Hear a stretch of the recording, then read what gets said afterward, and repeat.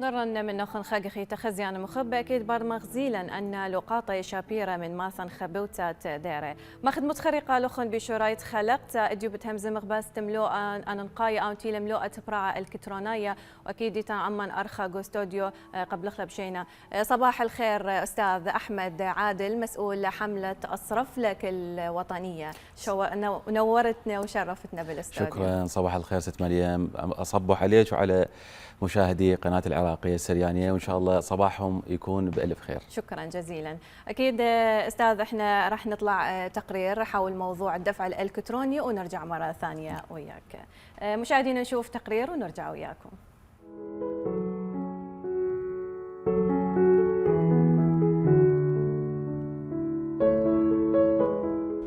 برايا إلكترونايا وذا أرخيلا مبلخ التكنولوجيا قبرايا زوزة من شوبة مبلوخي وراقي كتباها زونا بشلاها أرخا وش سنتا من شتاسي وخكمي جو ألما وويلا إسا لقنوميا تويلايا وخامندن خكمي إلى خكمة عراقايا تبسنادي لهم هيوري للعراقايا دمشاني لبرايا إلكترونايا نيخة بنيخة وآها بنيشد مبشطها دمطيتا الدكانة زوانا هرب أرخة موبايل وتلازلتا اللي ومبصرت دشقليا وزوزنايا بأرخد وراقد إذ عسقوثة قوم خاميتي ومشانيتي ومقوية إقنوميا رقمايا قو عراق بتعاوذ الشوقي بشطاوي ومهيران الناشي وأب مواد العمليثة دزوانا ومزبوني بش بشطة وقلولتا أها من دي هدية نيخة بنيخة بهواية لي بمرشت ناشي بأن نقايوثة مبلغتا دبرايا إلكترونايا ويولي يثراني أخ مبصرت الطيمة مندي زوينة وواذا عدرانا عم تقاري وبنكي ديلاناي لبراسة أهم تخمنتا قوناشي كتزوزة بتبيشي مخمي ونطيري من قناوة وبتهويا خياروثا على زونتا ومزابنتا لذايا إن إث من دي لا قانونايا وأب مخاميتة عدانا كت كلي عملياثا بياشي ليويذي بجلدوثا وخكمة هدية خشاوية لزيتة منيانة مبلخانة دبرايا إلكترونايا خامنيانا رابا قورا وآمن دي هلبت بتمود مقويتة إقنوميا رقمايا قو أثرا.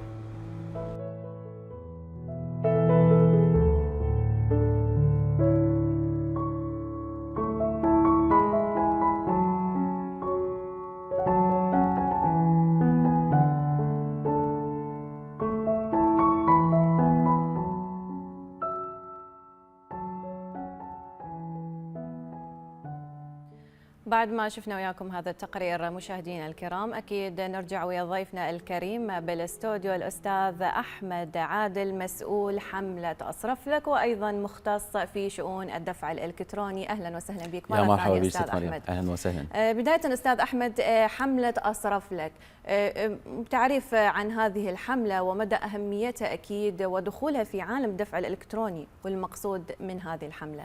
أول شيء نصبح على الجمهور مرة ثانية وأيضا أحب أشكركم تحتي هذه الفرصة للتكلم عن حملة أصرف لك الوطنية. هي مبادرة حكومية انطلقت من مكتب رئيس الوزراء تمثل نظرة الحكومة العراقية نحو التحول الرقمي والتحول نحو الدفع الإلكتروني، أكيد بالتعاون مع المؤسسات المالية والمصرفية مثل البنك المركزي العراقي وأيضا رابطة المصارف العراقية وبقية المؤسسات المالية والمصرفية في العراق لتعزيز ثقافة الدفع الإلكتروني في العراق وإبراز ميزات الدفع الإلكتروني في العراق مثل السرعة والأمان والتتبع، وهذه الميزات اللي الآن العالم كله ماضي فيها. العراق ليس بمنعزل عن بقية الدول، العراق دا يواكب الدول في جميع نواحي الحياة ومن ضمنها الدفع الإلكتروني. أيضا من أهداف الحملة المهمة هي تعزيز الثقة بين المواطن العراقي من جهة وبين المؤسسات المالية من جهة أخرى. احنا ثقافة الدفع الإلكتروني في العراق هي ثقافة جديدة صراحة، وأي ثقافة جديدة في أي مجتمع ربما يكون هناك تلكؤ في الأخذ أو بها، ربما ما تكيف وياها خلينا نقول المواطن. يعني أضرب لك مثال، احنا يعني من باب الطرفة أنه تتذكرين أول ما دخل الموبايل إلى العراق، أتذكر هذا الموبايل اللي اسمه طابوقة، واحد من الأشخاص مثلا خلص الشحن مالته شمره لما يعرف أنه هذا أكو بطارية ويشحن وعادي هذا الموضوع يبقى وياه أبد. صحيح. فكيف إذا ثقافة جديدة تعلقت ب يعني حياة المواطن وقوت المواطن اليومية، هذا شيء حقيقة لابد أنه إحنا ننتبه إليه ونراعي المواطن إذا ما تلكأ في موضوع التحول نحو الدفع الإلكتروني. لكن نظرة الحكومة جادة في موضوع التحول، وبالنهاية هذا يعزز الشفافية والأمان، وكذلك يعزز موضوع البنية التحتية المالية للعراق، وكذلك يعزز من مكانة العراق الاقتصادية بين دول العالم. نعم. يعني هذه الأمور أهم المهمة. الأهداف اللي حققتها الحملة إلى نعم. الآن. حقيقة إحنا حملة توعوية. نعم. فطرقنا كل الأبواب الإعلامية اللي من شأنها أنه تخاطب المواطن العراقي بشكل مباشر. فبالنهاية إحنا نزلنا إلى الشارع العراقي، ولهذا هي أول حملة وطنية رسمية تنزل إلى الشارع العراقي تثقف وتوعي الناس بضرورة التحول نحو الدفع الإلكتروني. كذلك دخلت إلى المؤسسات المالية والمؤسسات الحكومية أيضا، خاطبت كل فئات المجتمع من ضمنهم المتقاعدين الكبار في العمر. رحنا إلى محافظات العراق وإلى القرى والأرياف على أساس أنه نكون متواجدين حتى نثقف في موضوع الدفع الإلكتروني. والحمد لله نشوف اكو تفاصيل هوايه، يعني من خلال استدراجنا للكثير من الفئات المجتمع العراقي شفنا تحققت الكثير من الامور، من ضمنها اللي احنا نقدر نتاكد انه الحمله جابت نتائج. انه الان في اخر احصائيه واتوقع هذه من كم شهر، الان عدد البطائق المصدره للمواطن العراقي اكثر من 22 مليون بطاقه. هذا رقم واحد. اجهزه البي او اس اللي هي نقاط البيع يسموها، ايضا يعني من 4000 الى مثلا 64000، والعدد فيه تزايد. يعني هذه احصائيات دقيقه.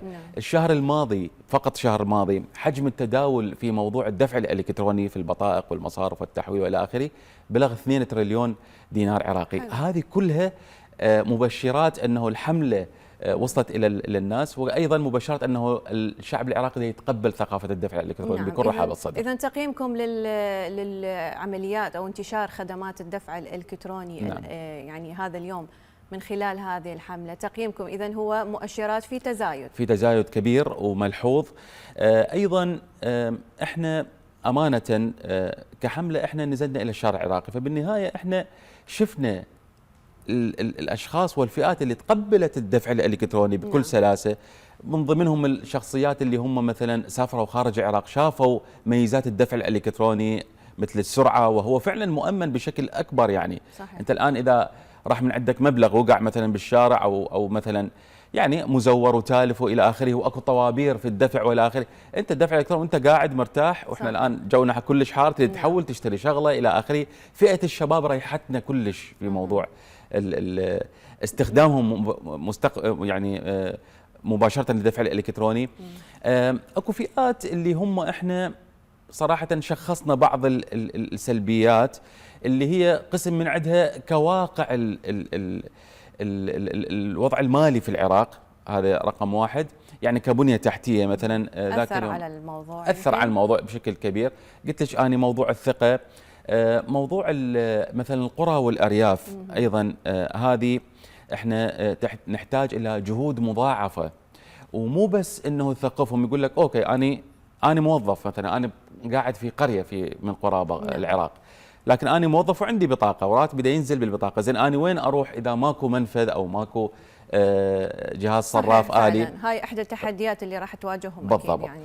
ولهذا الحكومه العراقيه الان متمثله بالبنك المركزي العراقي وجهت المؤسسات الماليه والمصرفيه الى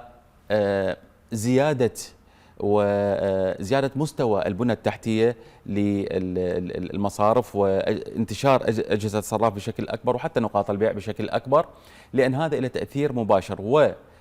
واوعزت لهم انه يسهلون اجراءات. هذه كلش مهمه ست مريم. يعني انت الان شخص مثلا يريد يصدر بطاقه، راح يريد يفتح حساب في المصرف. المصرف يقول له انت ايش تشتغل وانت وين وكذا، ما اعرف مصدر دخلك طبعا هذه كلها معلومات يعني في كل دول العالم. انا ارجو انه هذه الرساله توصل ايضا فعلا. هذه اجراءات عالميه. فاحنا يعني ما يحتاج انه هذا التخوف من هذه الامور. احنا كعراقيين شويه عندنا تذمر، الثقافه الجديده مرات شويه مو كلش نتقبلها، لكن هذه اجراءات عالميه. حتى هذه الاجراءات الرئيسية أيضا الحكومة العراقية أوعزت بتبسيطها وتسهيلها. كذلك التجار الآن أيضا على محط أنظار الحكومة العراقية. طريقة إصدار نقاط البيع لأجهزة البي او اس صارت أسهل من قبل. رقم 3 دائما مثلا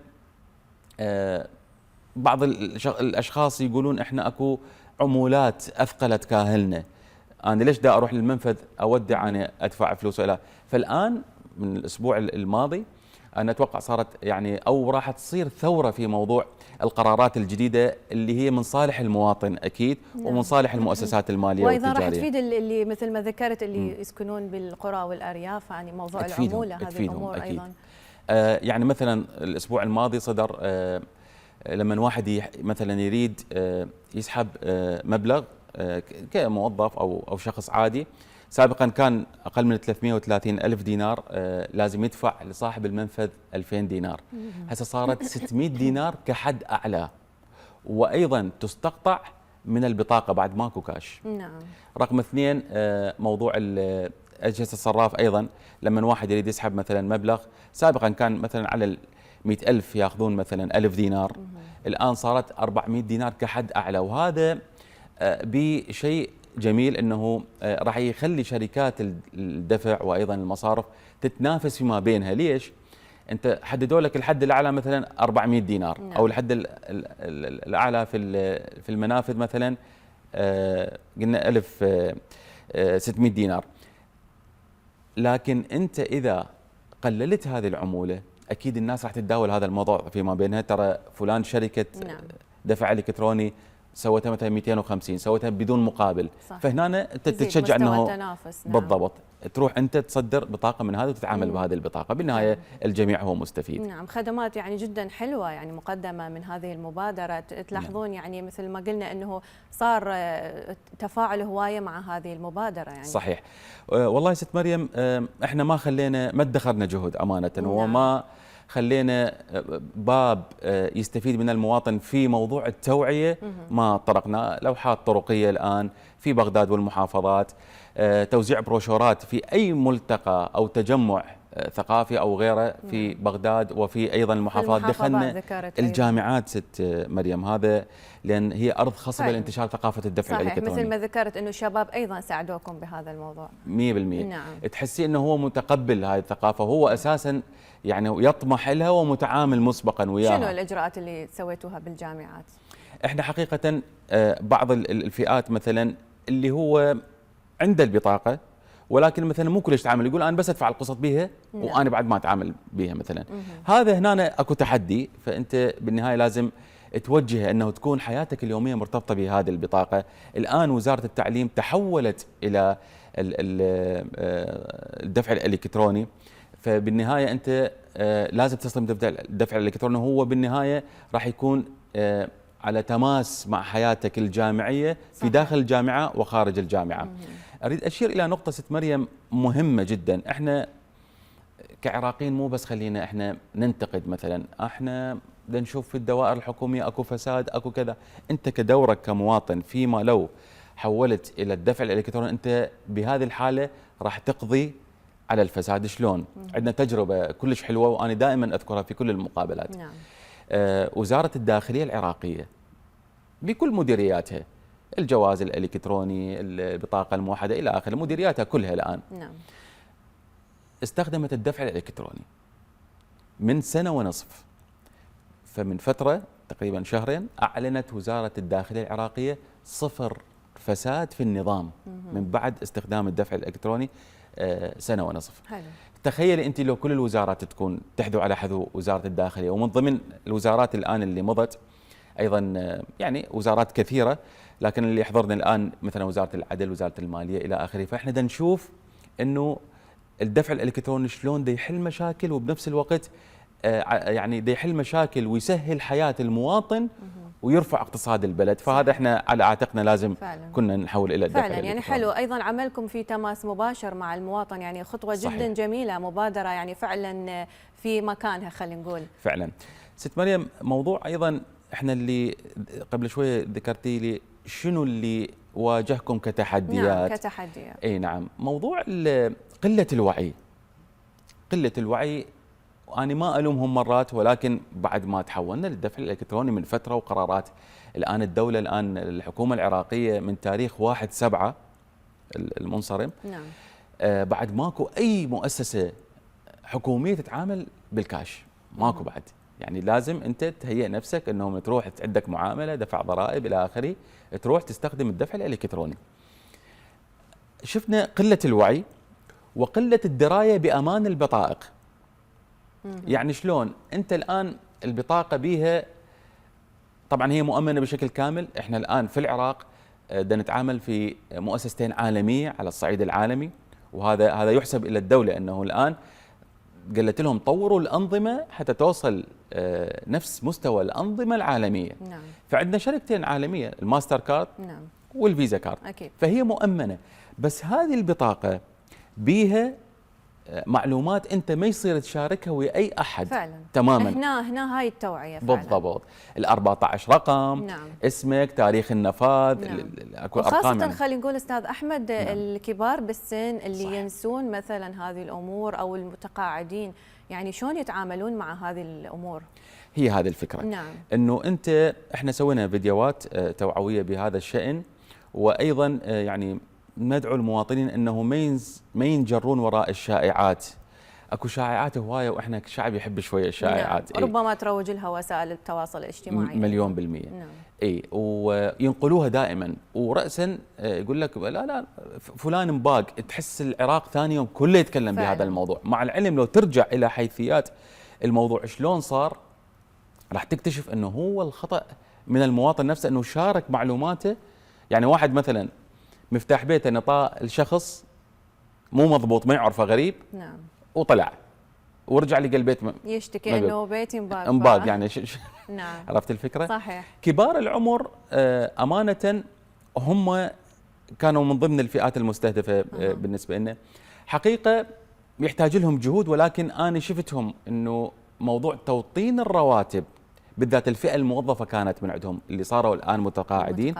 لا يعني هذول كانوا على درايه بموضوع ثقافه الدفع الالكتروني، انه هذه المعلومات ما يصير تشاركها. بس اكو امور العراق تعارف، يعني صار شيء متعارف. مثلا ذاك يوم انا موجود في منفذ، دا اراقب العمليه، ناس مواطنين اللي دا يسحبوا اللي دا يودعوا الى اخره. صاحب المنفذ من نهايه من وراء الشباك، واحنا تقريبا في 12 واحد موجودين، ايش قد الباسورد مالتك؟ ويرد لي 4. تخيلي. فعلا. ايه. زين انت الان مصيبه هذه.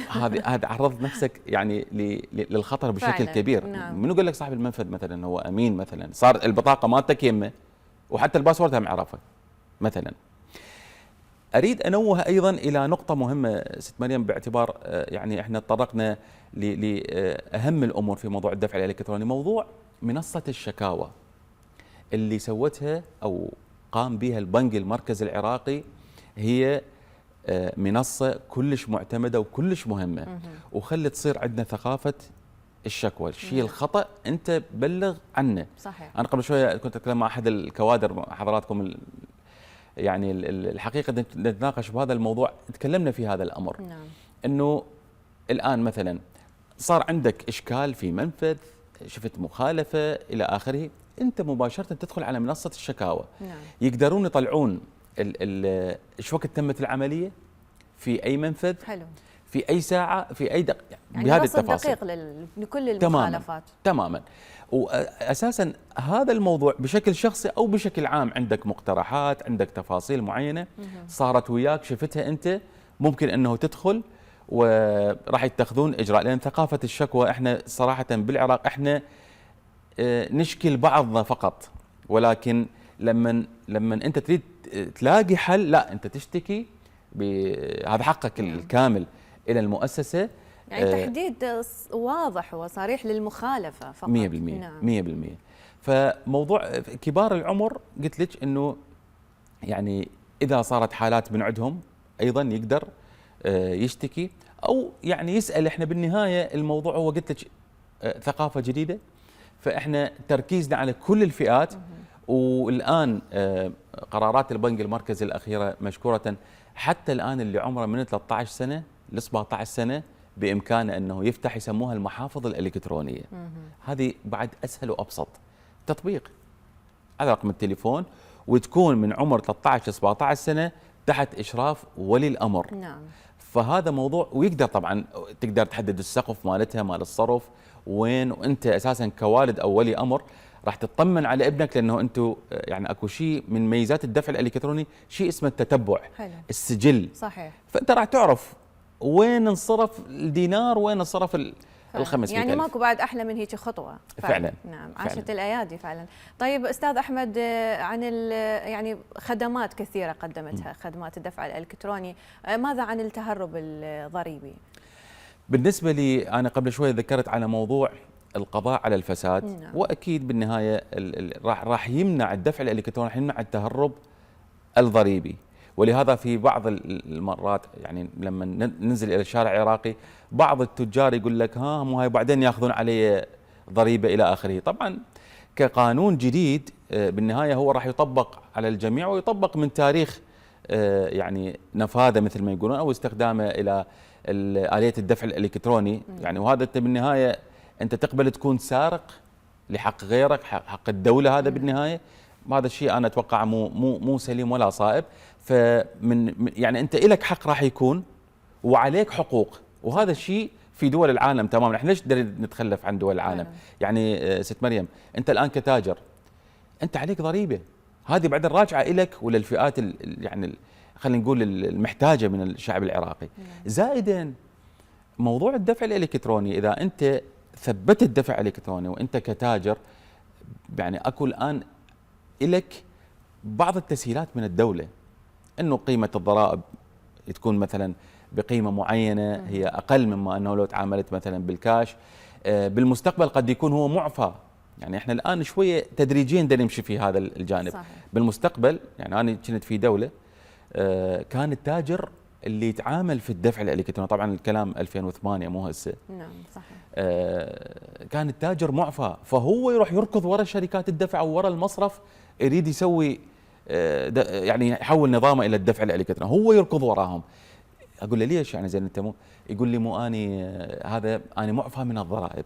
فاحنا ممكن بالمستقبل يصير هذا الموضوع. صحيح. صحيح. فاحنا خلينا نكون ايجابيين ونواكب دول العالم بالانظمه اللي هي اكيد مثل ما قلت قبل شوي، هي من صالح المواطن من جهه، وايضا من صالح بلدنا. اكيد يعني خطوات لها تاثير بالمستقبل، تاثير حيكون ايجابي مثل ما ذكرت حضرتك. صحيح. حتى نواكب الدول المتقدمه، فخلينا نكون بالبدايه متعاونين. صحيح. مع هذه الامور حتى نقدر نواكب، حتى بعدين مو احنا يعني نلقي باللائمه على المسؤولين او خلينا نقول على الحكومه انه ما وفرت لنا خدمات. صحيح. فخلي يكون التعاون من المواطن ايضا بخصوص هذه الامور، حتى مستقبلا مثل ما ذكرت احنا هم ايضا نواكب كل هذه التطورات. يعني استاذ، طيب مستقبل هذا القطاع مثل هسه ما ذكرنا عن مستقبلا الايجابي والامور نعم. الايجابيه راح تكون خلال السنوات القادمه برايك؟ والله ست مريم انا اريد يعني اصرح تصريح انه ايش قد احنا عندنا تخوفات، والعراقيين شويه ما يتقبلون الثقافات الجديده،